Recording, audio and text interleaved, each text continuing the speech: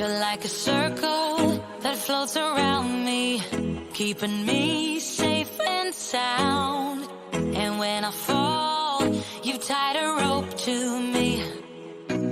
You're blessing me every day. I was down with an illusion, like a sparrow with broken wings. But now I shine with your reflection on me. I'm getting back up on my feet. That you showed up. Well, hello everyone. How are you? Margaret Spence joining you today on Friday, my usual hour where I'm here for Inclusion Unscripted. Welcome to Inclusion Unscripted, where we are here living diversity and inclusion, not just creating it. We're not talking about diversity and inclusion, we're living it. Inclusion Unscripted is my weekly podcast at 2 o'clock Eastern Time, live on LinkedIn, Facebook, and YouTube. And in Inclusion Unscripted, I discuss things that maybe we don't want to hear or maybe we're uncomfortable to talk about. But I'm here to show up every Friday to be bolder than we expect, to challenge the norm, to say what needs to be said, and to build a more inclusive work environment for everyone. So this week, we got a couple things on the schedule. This week, we're going to talk about microaggression. The Honorable Judge Jackson, and what she went through this week as a Black woman. We're going to talk about the fact that we are all Judge Jackson. Every Black woman that is working out there in the world right now has had this week that she had. So we're going to unpack that today. We're going to talk through it. But I want to really point out why I do these weekly podcasts. Why is it that I come here every Friday to talk about a topic that may be so uncomfortable? I feel that we need to start having honest conversations about diversity and inclusion. Honest conversation about the experiences that we go through, not only as people of color, but as women, as human beings in this world. And thank you guys for joining. You know, let me start off by saying this. Black women are not okay this week. So all of you employers out there who have Black executives in your rank, who have Black women in high places, who have Black women in your regular employee list, we are not okay. So let's not lie to the planet and say that we are okay, because we are not okay. At many points this week, I've been on the verge of screaming at the top of my lungs. And for all of you who know, my dad is 93 and he lives with me. And so throughout the day, I will pop into my kitchen and I'll come out of my office, pop into my kitchen, and I'll say, "Hey, Dad, what's going on?" And it never fails. He's watching CNN, MSNBC, Bloomberg, something, okay? And I'll say to him, how are you feeling? And he will begin to express his anger as a 93-year-old. And what he'll say to me is, "I didn't think we would still be here." And so I hear that every day from my dad. My dad says, "I didn't think we'd still be here. I thought we would be in a different place, but we're not there."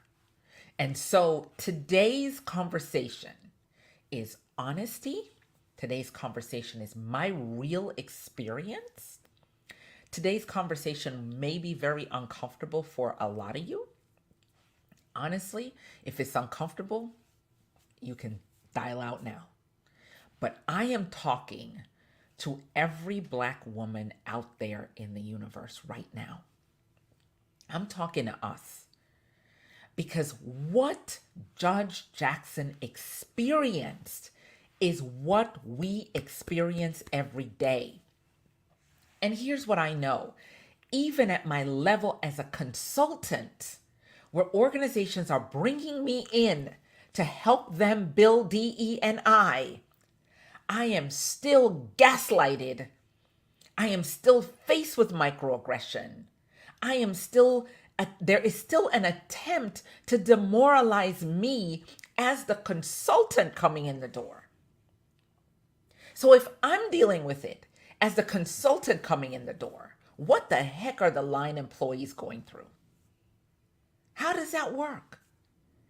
And we can't not deal with this anymore. We got to call this out. So today, that's what we're doing. But before I get into the meat and potatoes of today, I want to share some huge news with all of you. We are on Monday. I'm letting this baby go. On Monday, we are launching the Inclusion Learning Lab community. It is fully built. As you can see, if you're watching live, you can see it on the screen. The community is fully built. It is here to be a safe space for those of you doing diversity and inclusion work. Because what I figured out and what I know from the work that I'm doing every day, there is a gap between the work you're doing and the strength and perseverance, as Judge Jackson said, the perseverance that we need to get up every day and do the work of DE&I. This work is the hardest work. It is the most siloed work. It is the most thankless job in the organization. Thankless, because there's always a matter of blaming the person doing the work to build DE&I. So we have created a community for us, HR, risk manager, anybody, DE&I professionals, anyone doing the work of inclusion can join the Inclusion Learning Lab community. And what we're going to do in here is create a safe space to support, educate, nurture, and build the diversity community, especially the women and Black professionals who are tasked with taking on the stress of creating an anti-racist work environment. Because that's the real work that we're doing. We're trying to dismantle the system that you all have gotten comfortable with. So this has been my work for a year to pull this together, to bring it here. And so today, I want to introduce it on my podcast today. The Inclusion Learning Lab community. So Monday, we launch. We're going to throw the oar out. I'm going to stop my perfectionism. And yes, I'm a perfectionist. I always want it to be perfect. We're going to stop the perfectionism. I'm going to launch it, put it out there for people to join and come in and begin to do the work within a community that is safe for us to do the work. So having said that, let's talk about today. Here's a thing that happened to me recently. I spoke up about something I felt I needed to speak up about. I raised my voice in an arena where I was being paid as a consultant. I raised my voice.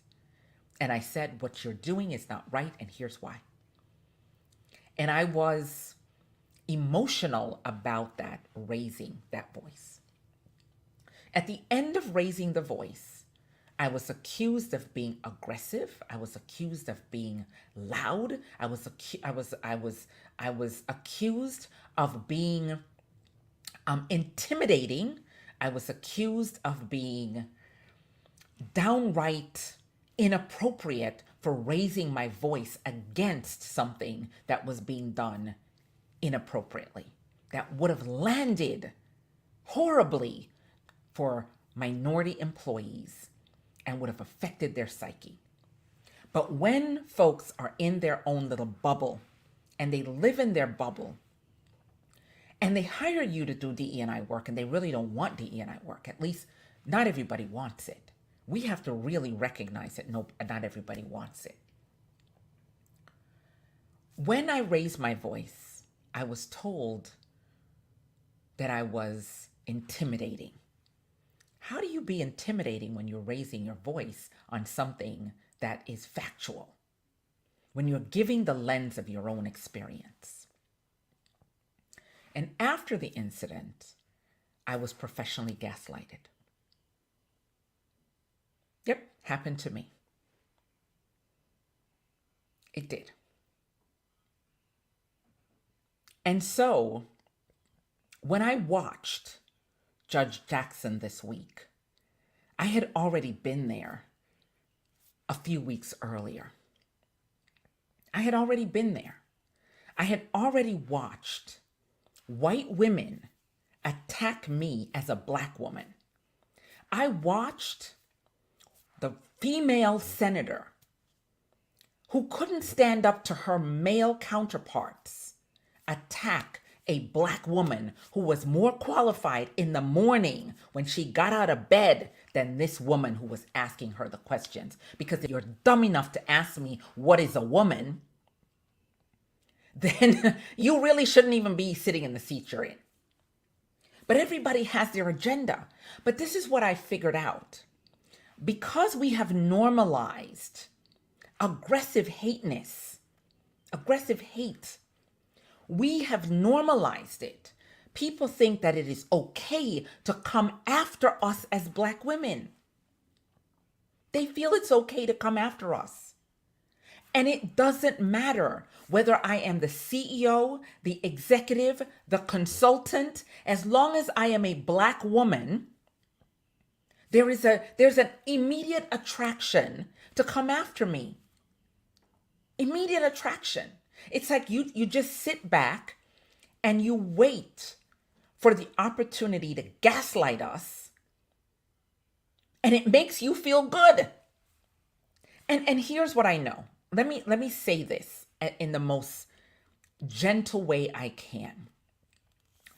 White women will do this with a smile on their face, but other races will pick up where they left off and come after us in the same way that our white counterparts do. Somehow, we've gotten it in our heads that we can take a crap on Black women and we're supposed to smile, we're supposed to feel, we're not supposed to say anything. We're not supposed to push back when we feel that we are wronged or when we feel that the situation that we're in is not correct. We are not supposed to do that. And so one of the things that happened this week is our honorable Judge Jackson was forced to sit in silence. She couldn't say anything that would make them feel intimidated. She couldn't say anything. She had to sit there and suck it up. Right? She had to take it. She couldn't do anything about it. Unfortunately, because if she had pushed back like Judge Kavanaugh and had a boo-hoo-hoo-hoo moment, we would have been labeling her the angry Black woman. So I've been labeled the angry Black woman for raising my voice, but I'm not angry. I'm just pushing back against a system that's been built to eliminate us. And I'm just pushing back against a system that's been designed to marginalize us. I'm pushing against a system that's been designed to make us as Black women feel that we are not enough. You know, a few weeks ago, I did a program about being enough. And I talked about how we have to recognize that we are enough. We have to recognize that we are enough. But here's what I know from watching these hearings this week and having to turn away from them and come back and say, how do I support this sister? What prayer do I need to say and send up for her? Because right now it's prayer that she needs. What I realized is that there are women out there in your workforce right now going through this. And there isn't a bench of people standing behind them. There isn't a set of folks showing up to help them. There isn't anyone standing up to them. So if you are a white ally, are you brave enough to stand up for Black women when you see and know that we are being taken advantage of? That is the question. Are you able to stand up for us? But it's not even that you stand up for us. It's, are you brave enough to stand up for us? Are you able to take your capital and put it on us? You know, I was on LinkedIn last night and Karen Fleshman Esquire wrote a thing and I shared it and I want to read it for all of you. She said, I yearn for white women to be in solidarity with Black women. Imagine how powerful it would have been for Senator Blackburn to check her colleagues' racism and misogyny instead of inflicting harm too. Let's unpack that for a second. If you see someone inflicting harm on me, and you stay silent in the room, you're just as complicit in my psychological trauma as the person who issued it. So how do you stand in the room knowing that I'm being inflicted with pain, partially because I'm better than you, partially because I'm good at what I do, partially because it's better to demoralize me than empower me, partially because you're insecure that a Black woman can show up smart? So here's the rest of the discussion. I had a discussion around being perfect. That was the discussion that got me into trouble. Okay? The discussion that got me into trouble was being perfect and not ready. That was the discussion that got me into trouble, right? Because today is an honesty day, because I honestly don't care. I'm discussing this because I think it needs to be said.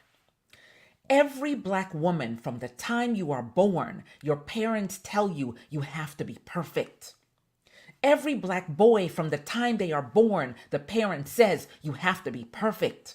Because you have to be perfect when the cop stops you. You got to keep your hand on the steering wheel to keep him from killing you. You got to be perfect. Right? For a Black woman, we have to be impeccable. And even when we are perfect beyond a shadow of doubt, you still find a way to stab us in the back and stab us in the heart at the same time. It doesn't matter how perfect we are. It doesn't matter. And Judge Jackson proved today that perfection doesn't get us anywhere when it comes to respect. It gets us to the places we need to go. Think about this for a second. This woman went to Harvard, got an undergrad degree, went to law school, got a law degree. Then she went on to have a storied career, one that is beyond impeccable. Was she perfect to every single letter? Nobody is. But she led a life that led her to today.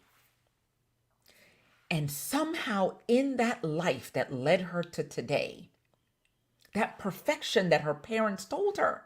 See, here's what my mother said to me when I was 5 years old. She says, speak good English, because if you don't speak good English, they won't let you in the room. This was 1968. She said to me, make sure when you walk in, you put your chest back. Keep your head up. Look high, she said. Don't look down, because when you do, it tells them you're inferior. So look up, look in their eyes. Don't be afraid. That's what my mother told me at 7 years old. 1970. My mother then said, be perfect in school, read all the books. And so I read every book I could read. She says, be an A student. So I did that. She says, now build a career. And I've done that. But still, despite the fact that I've written 3 books, I've had a 23-year consulting career, a 38-year insurance career, people still feel the need to gaslight me. So it doesn't matter how perfect I am. What did I tell my kids? I told my sons, I have 2 of them. One is in tech, the other one is a lobbyist. I told both of them, be perfect as you can. Right? Because that's what we are told. Because you will not hire us if we are not perfect. You won't hire us. You won't trust us with your process if we're not perfect. Because what you will say is, I'm looking for the most qualified candidate. I'm looking for an imaginary Black person to take on this role. They got to be perfect. They got to have the right credentials. They got to come from the right school. They got to come with all of that to come into the sphere and be a part of your life, your community. But here's what I know. We trust you with our lives because when we take your jobs, we come there not to get your psychological trauma, but to be empowered. And instead, what happens to Black professionals, especially Black women, is you disempower us and then you gaslight us. And then you make us think that we're crazy. You make us think that we are crazy. Right? You say things like, well, that's not what we were thinking. That was not our experience. Give us grace. Give you grace. Are you giving us grace? That's what you say. And so this week, I watched a wonderful woman with a beautiful family, an amazing husband, a daughter who looked at her through the eyes of love and empowerment, being torn down to the point where my hero, Senator Booker, had to come in and say what needed to be said. Let me tell you what else Karen Fleshman said. She said, every day in workplaces across America, white women treat Black women just like Senator Blackburn treated Supreme Court nominee Ketanji Brown Jackson. We inflict harm and we observe our white colleagues harming Black women, and we do nothing to intervene. These patterns persist even in women's rights organizations. The result harms all women. Although women are graduating from college at higher rates than men and entering the professional workforce at higher rates than men, the United States is the most dangerous country for women among wealthy countries. Not by a little, but by a lot. Across every measure, most dangerous for Black and Indigenous women. Women in the U.S. have the lowest life expectancy rate among Western countries, and our life expectancy is diminishing. White men make up 30% of our society, yet hold 62% of public offices. If the majority of white women would empower all women would have better lives. Our country would be safer and freer for everyone. And so, here is what happened that I think a lot of people missed. There were lots of other Democrats on that stage in the last 2 days, and none of them stood up like Cory Booker did. None of them stood up like Cory Booker did. Cory talked about the eye look. We do. We walk into a room, we scan the room, we look for somebody that looks like us. We hope that they are okay. And we walk up to them and we give them the look. We don't even need to say hello because we got the look going on. We do it. It's a part of our psyche. We acknowledge people by a nod. Good to see you're in the room with me. We acknowledge it by a nod. But we also know when we walk in these rooms, these executive rooms, when we walk into those rooms where there are none of us, that no one in that room will fully protect us. We know this. We know this, that you will not fully protect us because you are not brave enough to stand up for a Black woman. You are never brave enough to stand up for us. That is the truth. That is the truth. Black women will have education. We will have experience. And we'll apply for jobs. And you'll tell us, oh, you're not quite qualified enough. But you will hire someone that is beyond incompetent. And you will promote them. And then ask us as Black people to train them. To make them competent. And you will expect us to do it with a smile on our face. That's the experience of Black women in the workforce. You will microaggress us every day. You will say nasty, underhanded things. You'll come to us with your aggressive tone. You'll send us emails that are read and highlighted and underlined. Right? You'll do that. And you expect us to sit back and take it. And if we dare to open our mouth to speak the truth, then you decide to come at us because we are not allowed to speak the truth. But let me have an honest discussion about this part, because I heard someone say this on MSNBC. Let me tell you where this aggression against Black women comes from. Let's unpack this fully today. Back from the days of slavery, you demoralized Black women. When we were on the slave ships coming across, you raped us. When we came across and we had our children, you snatched them out of our arms and you sold them. When you wanted to demoralize the Black men, you took it out on us. When you wanted us to be subservient, you took it out on us. And so in our DNA and our culture, is a standing spot to demoralize Black women. It is baked in our cake. It is baked in your cake. It's baked there. And so when we get into the workforce now, years later, let me back up. When we were going and when the march was to get voting rights for women, Black women fought to get voting rights for women. We stood there during suffrage. We did all the things, but we didn't get it because the white women that were there, they got it because in the end, once they got what they needed, they walked away from us. See, this is how this works. This is the foundation that we're building on. Let's be honest. This didn't start today. What happened to Judge Jackson didn't start this week. It started back hundreds of years ago, and we've been building the blocks on that nasty building forever. We've been building the blocks on that nasty building where Black women are the doormat for your microaggression and your professional gaslighting. And so you couch it in, oh my God, I love you. No, you don't love us.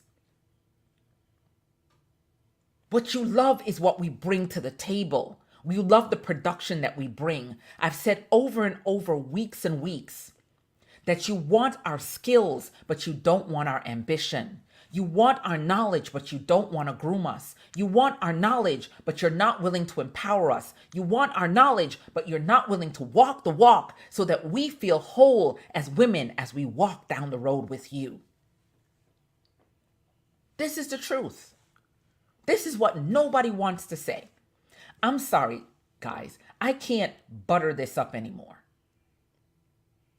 Organizations allow Black women to be demoralized every day because you don't see us as humans.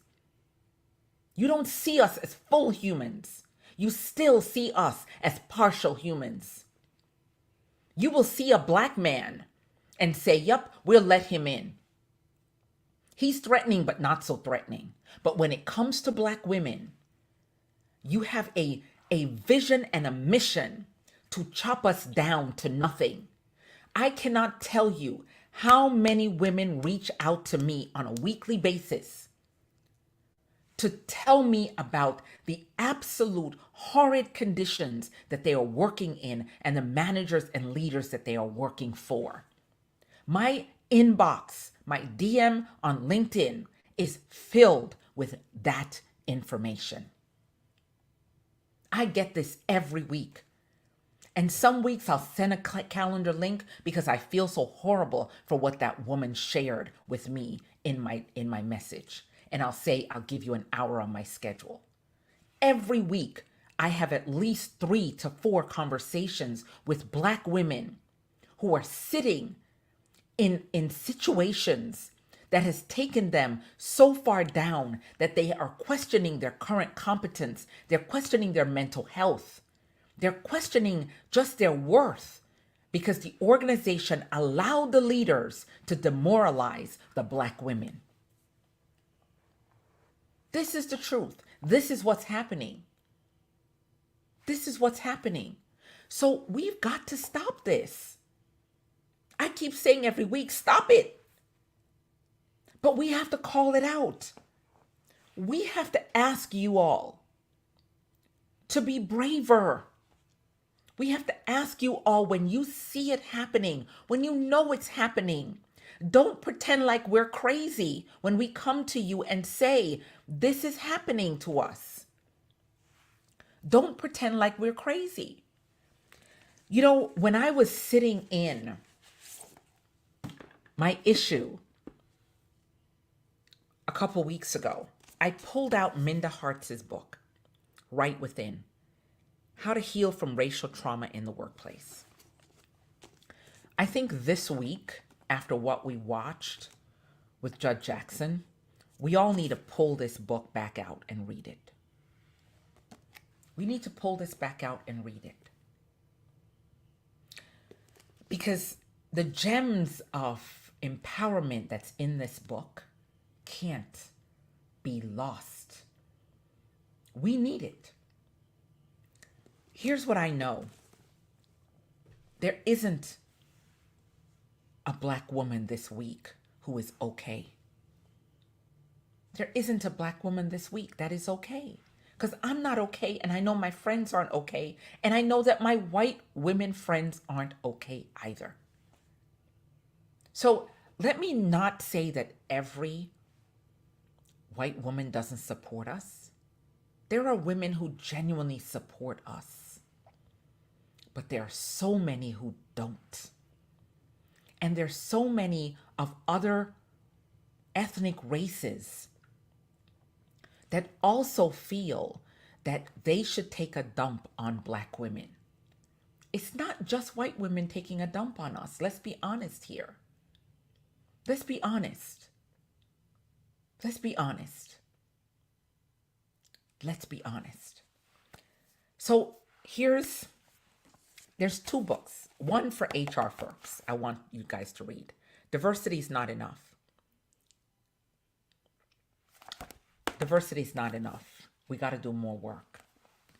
For all of you who are trying to figure out how to be our friends, how to support us, read Frederick Joseph's book, The Black Friend on Being a Better White Person. I like to give people books. So let's talk about solutions. Let's talk about what are we going to do as black women to survive this crazy. Let's talk it through. First off, black women, this is all about you right now. We need to understand that we are not here to be punching bags for our organizations. Your job title is not worth the psychological trauma. We need to empower ourselves. The Great Resignation, as they're calling it, it should be called the Great Reevaluation. We need to reevaluate what we're getting from the organization, Because if we're giving and we're not getting, then we need to evaluate where else we need to go give it. That's the first thing. The second thing is we need to learn how to set boundaries without an emotional cry. We can be angry, step away, come back, and set boundaries for these folks. Set the boundary. Because what's happened so often, because we've been taught to do this, we've been taught to be quiet, to let it run off of us. But it's not running off. It's stuck in our body. It's stuck in our brain. It's stuck in our heart. It's the reason why we have heart disease. It's the reason why we die young. It's the reason why we have cancer. It's the reason why we have diabetes and hypertension. We need to set boundaries for these people who are demoralizing us on a daily basis. Set a psychological boundary against this bad behavior. But let me talk to you guys in HR. Okay, HR leaders. Stop acting like Black women are crazy when we come to you to complain. HR people, we are not crazy. Put the human back in HR and understand that if a woman comes to you 100 times to complain about the way her boss is treating her, that it's real. It's not a fantasy. It's not something that she thought up in her brain. It is really happening in the moment for this woman, and we need to understand it. That is what we need to do. HR, you folks that hire people need to stop allowing women, especially Black women, to be gaslighted by incompetent humans who shouldn't have been managers and leaders in the first place. That's what you need to do. And organizations who are setting DE&I policy, you need to set a policy on gaslighting. And you need to set it firm. And when somebody gaslights somebody else, you need to fire them. And it doesn't matter how high up in the organization they are, get rid of them, because their judgment will affect the ability for the organization to exist. That's it. That's it for the organization level. Train your managers. Let them understand that Black women are not their toilet bowl. They don't get to crap on us every day. HR, this is on you to fix this, because we cannot fix it as Black women working in this environment. And you guys know, every HR leader knows the incompetent, morally bankrupt managers that are working in your midst. You know who they are, but you let them stay morally bankrupt to annihilate women and Black women specifically. And we need to stop that. And here's the thing. If you are the HR person receiving this bad behavior, pack your skills and go somewhere else. You don't deserve to be crapped on every day. Here's what I said to a group for the last couple days. Write down the 100 things you've accomplished in your role, bone up your resume, and figure out where you can take your skills where you are appreciated. Do that. I charge you to do that. When we start walking out of organizations, that's when they'll realize that they have to deal with this. They have to deal with this. You may not find another job in a month or 2 months or 3 months, but don't stop looking. And when you are looking for an opportunity for a company to work for, ask what their process is about dealing with inappropriate managers. What happens if a woman complains here? What happens to her? What will you be doing to empower my success? What would it look like for me to be successful here? What has other Black women experienced working here? We got to hold these organizations' feet to the fire. And we cannot continue to work for organizations that will never value us.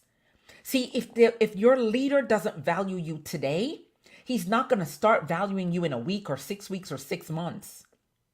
But we sit in that thinking that that is our only choice. It is not our only choice. When you leave a bad relationship behind, you often say to yourself, why did I stay so long? Because what I found over here is way better. We, as Black women, need to learn how to manage our careers more effectively. We got to walk out of this. We cannot sit in it anymore. We cannot allow ourselves to be psychologically traumatized every day. We can't wake up in the morning with knots in our stomach thinking, I don't want to be in this place. I've been there.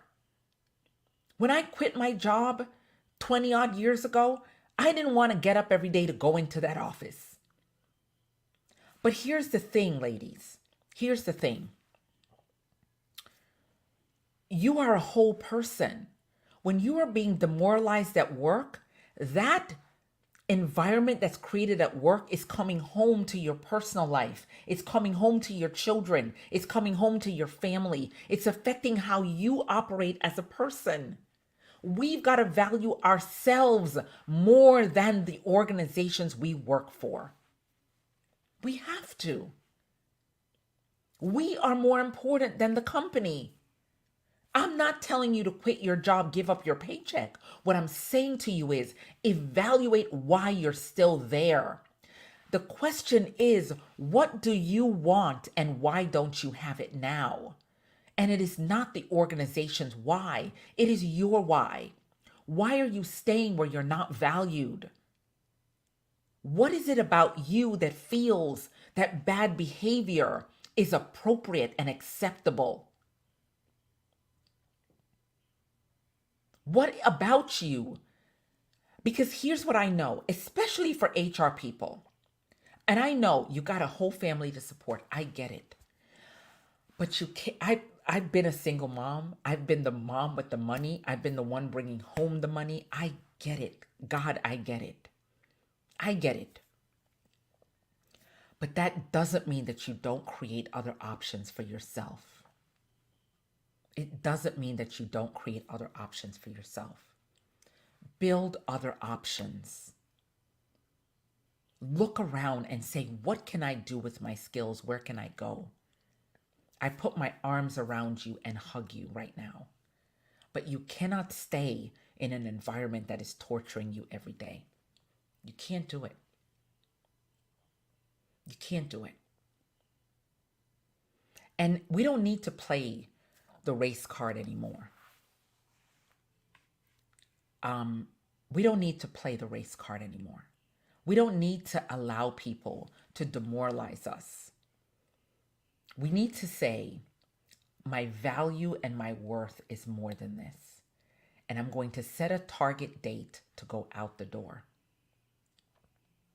I'm going to set a target date to go out the door. And once I set my target date, I'm going to create an environment within myself that I can get the next opportunity. That's what I'm going to do. That is what I'm going to do. That is exactly what I'm going to do. We have to get ourselves ready, because if we sit in this uncomfortable unhappiness where we're being demoralized and gaslit every day, we cannot be our full self. We can't be and live in our purpose. You know, one of my business partners, he says we got to find our purpose, our why. You know, we got to create our why. Inigo, that works with me, Inigo says we have to find our why and we have to find our purpose. Because if we don't find our purpose and our why, then we cannot be fully ourselves. And I cannot be fully me if you are not fully you. I have to be able to live my possibility, live my purpose, live my empowerment. And if a part of me is being psychologically scarred every day, that doesn't leave room for me to grow and become the person that I was intended to be. The universe and the gods did not bring us to this place to put up with demoralizing behavior. Here's something else that I'm going to say. Our ancestors Our ancestors went through hell to give us the opportunity to stand where we are. Our ancestors expect us to live on the grounds that they've built, which means that we do less and less of hell and more of things we love. We got to learn how to leave faster and know our value quicker and not allow people to take advantage of us and be willing to walk away. Just walk away. And yes, the entire planet is on your shoulders, but make a plan to walk away. Your psychological health can never be replaced. It can never be replaced. Your being cannot be replaced. COVID has taught us one thing, that we get one life, and we get to live it now because we don't know what's going to take us out. Find your happiness and find a job that will empower your purpose in life. Don't sit in it. That's my message today. That is my message. Become the best version of yourself. Thank you, Inigo. Work is just one of the pillars, but if work is the most horrible pillar, let it go. You're worth more than that as a woman. You are worthy. You are enough. You are built to bring your gifts to the table, not to have your gifts demoralized. So I want to thank all of you for joining me today. This has been a tough week. This was a tough conversation. But one of the things that I left yesterday and the day before with is nobody's going to steal my joy. Thanks to the Honorable Senator Cory Booker. He recorded a video for me about a year ago. My son is a lobbyist, and he did a video telling me about my son and how much he loved my son. And so I absolutely love Cory Booker, and my son knows it. And I've told him, I called him and said, oh God, you got to tell Cory that I love him completely, 100%. Want to give him a hug. Find the person who is your Cory Booker. Because if you're going to sit in a demoralizing world, you need a Cory Booker on your side. Find your Cory Booker, ladies. Find the person who's going to tell you that you're worthy and you could be better and you could get better and you could find better. Find that person. So thank you guys for joining me. We have two things coming up. We have a webinar coming up on Thursday. What if diversity succeeds? And we're going to have a launch party for the Inclusion Learning Lab community on Tuesday. So I'm so excited about doing that. So thank you all for joining me this week, and I will see you all again next week. Take care. You're like a circle that floats around me, keeping me safe and sound. And when I fall, you tied a rope to me. You're blessing me every day. I was down with an illusion, like a sparrow with broken wings. But now I shine with your reflection on me. I'm getting back up on my feet. That you showed up. Take care, everyone. Have a wonderful week ahead.